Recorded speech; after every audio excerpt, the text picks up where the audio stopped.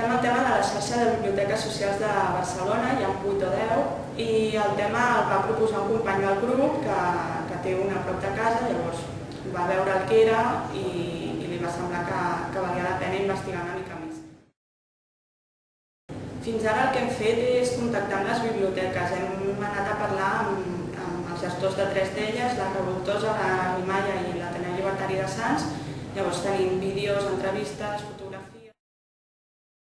L'únic problema que es podria dir que hem tingut és a l'hora de quedar, doncs, clar, les biblioteques l'únic contacte que tenen és el mail i a vegades no han contestat els e-mails o ens han contestat tard i en aquest sentit doncs, es fa una mica difícil.